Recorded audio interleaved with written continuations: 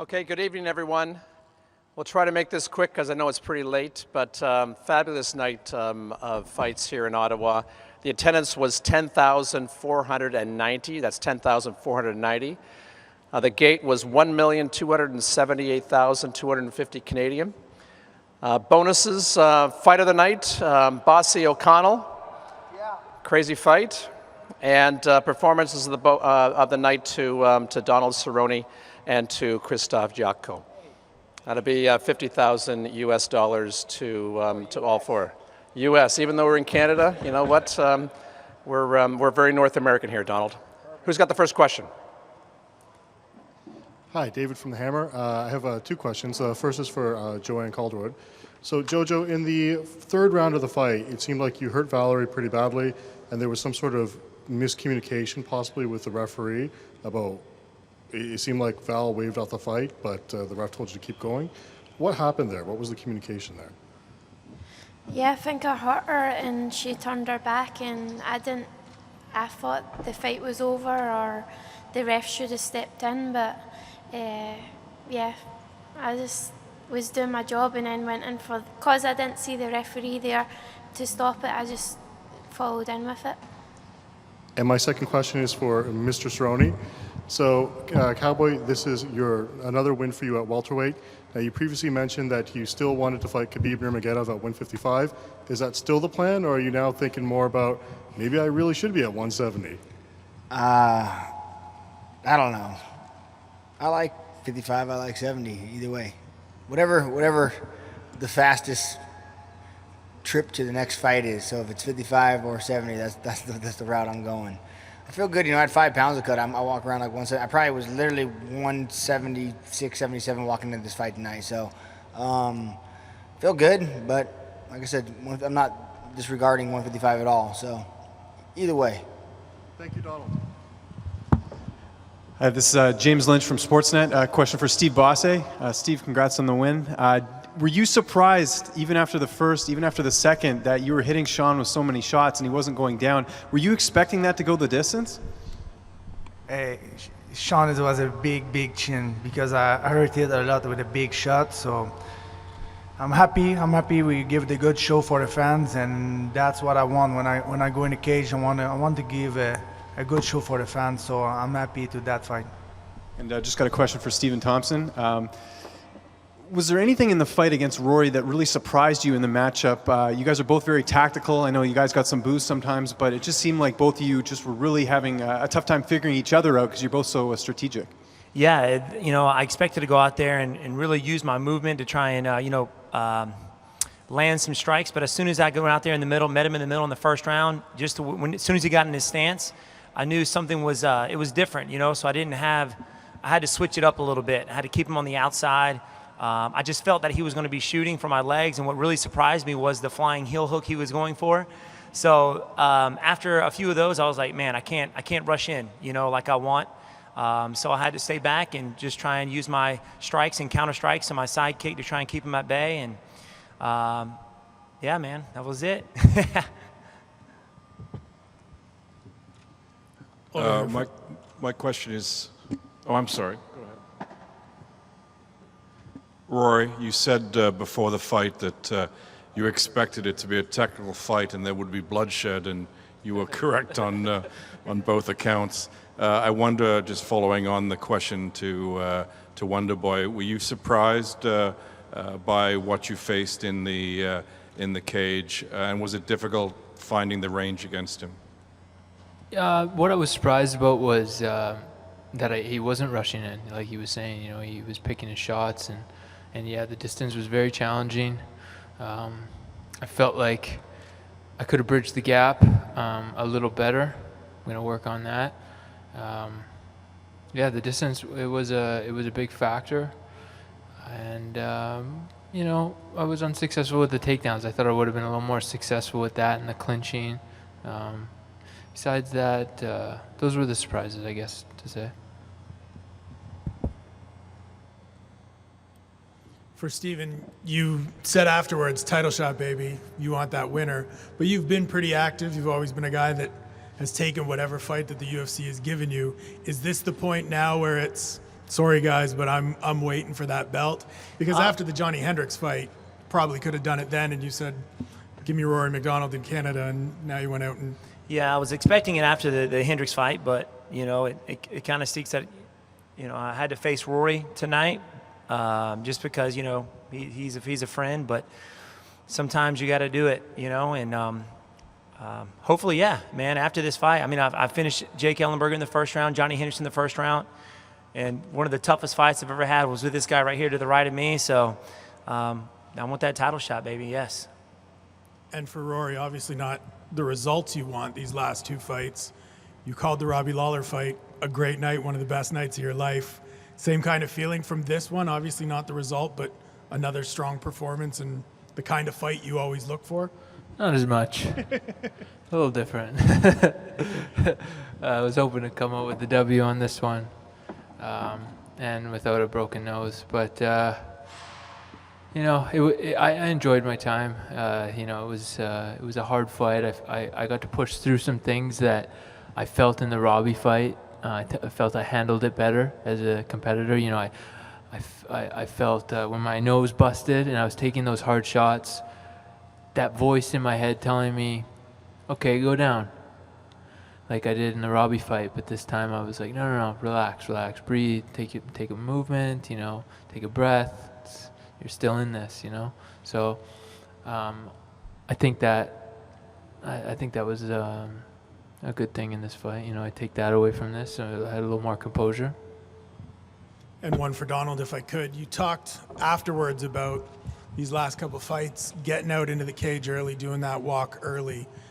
How much of a difference has that made in these two performances? They've been great fights. Is it that? Is it being at welterweight? Is it just a combination of everything?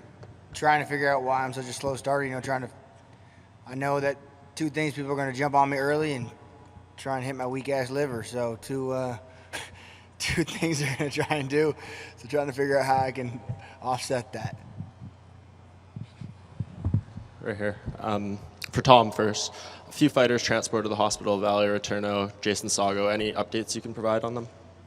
And the only updates I have there are actually 5 transports. The first 2 that went over Tamden and Jason have returned. And I don't have any updates on the other 3. Okay, and we actually spoke with Misha Serkinov backstage after his fight, and he mentioned something about hoping to fight in Toronto maybe in December. I know you said there could be another Canadian event later this year after Vancouver. Is there any light you can shed on that possibility? Geez, I thought Misha would want to fight in Vancouver. I mean, how could you? That's a great city, Western Canada, August 27th. It's going to be amazing. I'll shed some light later. Okay, thanks. And for Donald, right here. You go in and you take him. I'd fight in Vancouver. We'll talk. You took him down a few times in the first round. Was that part of the game plan to, you know, slow him down, maybe mix it up, and then attack with the striking later on? No, absolutely not. That was not part of the game plan at all. I don't even know where that came from. It was just happened. So, yeah, that wasn't part of the game plan at all. And a lot of people are saying this is the best performance you've had in years. Did you feel that way? Was there something? Was it just about Pat's style, the way you felt in there? What was it? It must have been the Hank Williams we were listening to in the locker room. Yeah, that's what it was. Yeah, it was probably the Hank Williams we were listening to. Got us fired up. Okay, perfect. I had Wonder Boy dancing too, so it was good. And just for Olivier, you know, coming off that tough loss last fight, just how important was it for you to go out there and rebound and then obviously get a finish like you did here tonight? Really important. I'll follow up on that one for Olivier.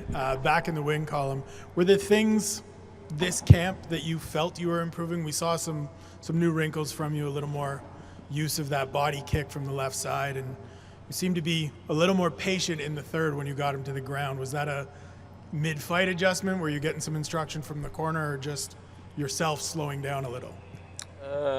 Well, I felt I had the edge on the ground, so the third round I felt he was getting tired a little bit too, and that's why I took him down the third round. But yeah, for sure I feel a little bit more comfortable on this fight. I did a lot of work on my stand-up, so I'm going to continue on that path and try to get a lot better still. And one for JoJo. How good did this fight feel in terms of where you've been in the UFC so far to the Joanne Calderwood that we knew before you got here, with a performance like that against Val, who you were really excited to fight coming off a title fight? I just felt like this was my potential finally showing, and I'm just in a good place, and I've got the right team behind me now, and just felt like everything kind of rolled into place, and it was a great experience. Questions for Donald Cerrone. Donald, I talked to you before the fight about potentially being stopping Patrick Cote in the fight because Cote hasn't been finished in a very long time. You went in there, you finished him. A lot of people were saying this is one of your best performances. How did you feel? Was this one of the most satisfying performances in your career? Yeah, just going in there and starting early, getting going and staying the course. I felt good. I'm really upset I didn't lock in the rear naked choke, let him fucking slip out of it, so I'm pissed off about that. But yeah, it was good. The finish was nice. Did his sub defense surprise you in this fight? Yeah, I thought he was gonna be a lot stronger and better off his back. Like everyone told me he was a brown belt and watch out, he got slick jiu-jitsu. So when I was in his guard at first, I was real patient in the beginning, and then I was like, fuck it, let's just go. So. Good stuff. And question for Rory. I know this is still pretty fresh, the fight and everything. Is best case scenario for you to fight on that UFC Vancouver card still? Is that sort of the plan? No, my nose needs surgery. Gotcha. Yeah. Okay. Fair enough. I'm going to need some time. And one more question for Steve Bosse. Would you like to fight on the Vancouver card? And if so, is there anyone you're kind of looking at as a next opponent? You asked me if I want to fight in Vancouver? Yeah. I don't know. I just take a couple of days off, and we'll think about this after. I don't know. Maybe. And is there anyone you want to fight next? I don't know. I just feel that win and take a couple of days of vacation, and we'll see after. Just one more for Rory. I know it's still fresh, obviously, but how much of a distraction was all the talk about free agency and everything going into the fight? Now that it's over, can you kind of open up a little bit more about what that was like? It wasn't a distraction. Another motivator, if anything. I really felt at my best. I prepared very smart. I felt in my best shape, technically and physically, mentally. So, there was no distractions. I came in 100%. And can you pinpoint the moment in the fight where you did break your nose? Do you know exactly when that happened? Fifth round during a trade. We were both trading a little bit. I think I don't know what it was. I was just trying to throw combinations and tuck my head, but something landed, and then I felt the waterfall start, the familiar feeling. Is there anything you can do to kind of fix that besides just getting surgery and letting take some time to let it heal? I don't know. I mean, I broke it actually a couple times before this fight. So I have no idea what to do. I gave it time. It kept breaking. I don't know if surgery is going to be the best route. I really just have to take time, and at least I probably look into surgery and see if that can make it stronger, because just time off didn't do shit. And one more for Donald. You got your 17th UFC win tonight, fourth most in history. Another post-fight bonus, 17th in Zuffa. What do you kind of mean to this company in terms of just being an exciting fighter and someone they can rely on as going in there and every time, being able to provide a fight that's worthy of a performance bonus? God, that all sounds nice. According to my pay, I don't mean shit to the UFC, but we'll see. Maybe I can talk to Dane after this, see if we can figure that out. Okay. My question's for Joanne. You had the chance to, Joanne? Sorry, over here. You had the chance to make history tonight fighting at flyweight, and you got the victory. If you had the choice, would your next fight be at flyweight or would it be at strawweight if you got to decide?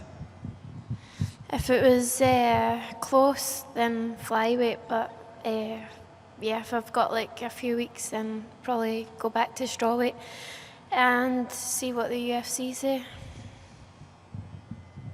I have two questions. First question is for Tom. Oh, sorry. My name is Peter Harrison, WrestlingObserver.com. First question for Tom. The next show, if there's a next show in Ottawa, based on the great reaction that was in the stands tonight, would the show be here at the TD Place Arena or at the Canadian Tire Center? That depends on what kind of card it is, whether it's a pay-per-view, what time of year. all those kinds of considerations. Listen, this city, there was a real buzz across the entire city. The athletes loved coming here. The media's loved coming here. Our fans were terrific. Definitely will come back to Ottawa. And, we can decide. The folks here at OSEG were great partners, and I think everybody really enjoyed the night. And thank you. And my second question is for Mr. Cerrone. Donald, do you think you'd like to see a fight against Diaz at 170, or would you fight him at 155? Diaz or Khabib, I'd take it 155 or 170. Either way, it don't matter. So, I don't care. Thank you very much. Question en français pour Olivier ici.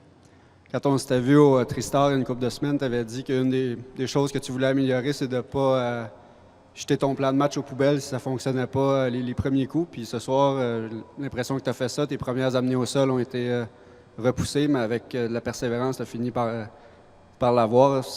Est-ce que c'est juste de dire ça?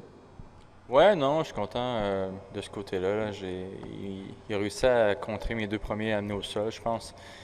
Puis il a fallu que je m'ajuste. J'avais de la misère parce qu'il était assez glissant. Fait que j'ai décidé vraiment à chaque fois que j'essayais de l'amener au sol, de fermer mes mains ensemble puis de faire mes amenés comme ça. Là. Fait que non, je suis content de m'être ajusté puis d'avoir fini le combat justement au 3e round. L'étranglement arrière, c'était ta spécialité. Ça faisait un petit bout que tu n'en avais pas réussi une. Ça doit faire du bien, ça aussi. Bon, je le fais souvent à l'entraînement, fait que j'aurais même mieux quelque chose d'autre. Une dernière pour Steve. Tu avais l'air surpris d'apprendre que tu avais gagné le bonus de la soirée. Je pense que tu étais le seul surpris ici. Qu'est-ce que tu vas faire avec ce petit extra-là? As-tu déjà des plans? Mais surprise, tout le temps le fun d'avoir la réponse décisive, mais non, regarde, je suis content, puis je pense vraiment que je le méritais avec la performance qu'on a donnée, moi puis Sean. Mais écoute, ça fait juste de pouvoir avoir plus, de pouvoir pousser l'entraînement à un autre niveau, puis de pouvoir préparer pour le prochain camp d'entraînement. Merci. Okay, guys, maybe one more question. Yeah, just for Wonderboy.